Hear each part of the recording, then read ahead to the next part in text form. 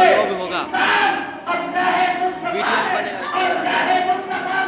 जिंदगी गुजारने का तरीका क्या है, उसी किताब का नाम कुरान अज़ीम और फुरक़ान हमीद। अज़ीज़ाने मिल्लत इस्लामिया सबसे बेहतरीन नहीं चालू किया, ऊपर ही चालू नहीं किया। आज बेदाए हाज़िर के स्टाफ भी है और खतीब और इमाम भी है, उन्होंने मुकम्मल किया है।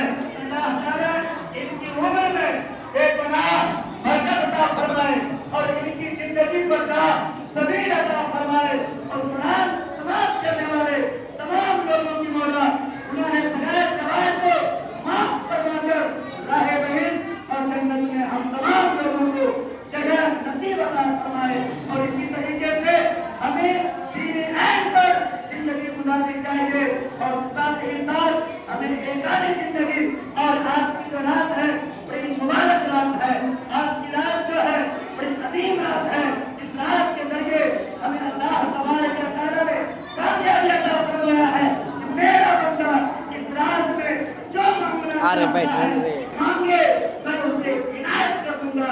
इसलिए ये रात अजीम रात है, मोतबर रात है और उसी रात में आपने मुंतखब किया, आज कुरान को मुकम्मल कर दिया गया और आज की दुआ जो है परवरदिगार मकबूल कर देता है।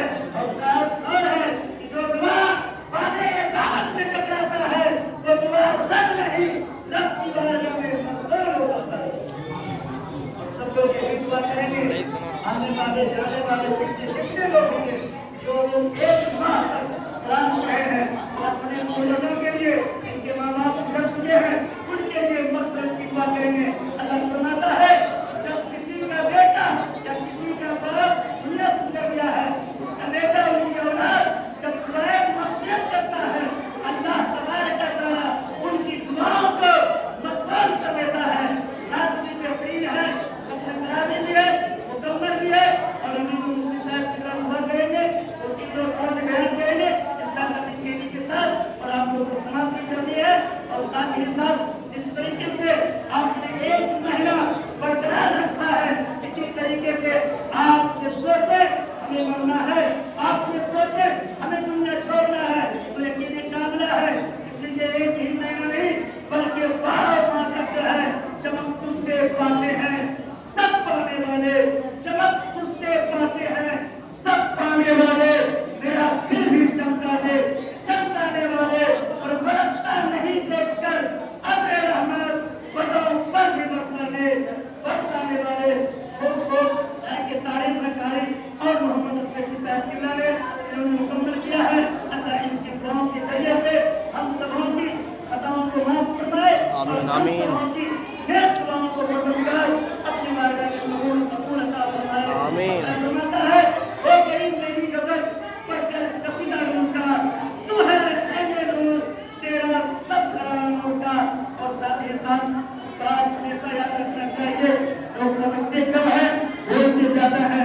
आजकल का माहौल हो गया है जिसे वजू का मसाइल मालूम नहीं रहेगा, वो कहेगा अभी इमाम को सजदा पे नहीं जाता है, तुम तकबीर लो, उधर से तकबीर नहीं दे रहा है। आपने नमाज के मसाइल को समझा नहीं, बल्कि नमाज बहुत अहम रुकन है और इमाम बादशाह होता है, पीछे पढ़ने वाले उनके सब गुलाम हुआ करते हैं। हर गुलाम को ये हुक्म है अपने बादशाह की ताज़ीम करे और इमाम जो होते हैं उससे ताज हुआ करता है, हम उनके अदब व एहतराम करें। जिसने इमाम का अदब व एहतराम कर दिया उसका बेड़ा जहाँ भी पार है, कब्र में भी पार है, मैदान महशर में भी पार है।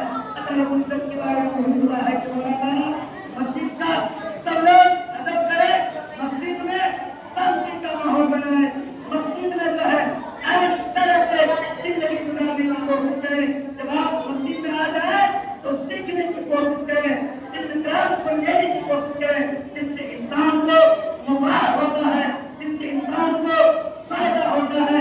अभी मुफ्ती साहब जी बता रहे थे कुछ लोग एतराज करते रहते हैं, इतना घर है इतना क्यों नहीं। तो मेरे दोस्तों एतराज करने की जरूरत नहीं है, आप रजिस्टर को चेक कर लिया कीजिए कि रजिस्टर में क्या है, किसने दिया है, एतराज खत्म है।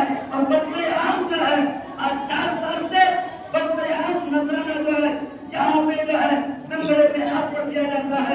ایک رستو ہی ختم ہے.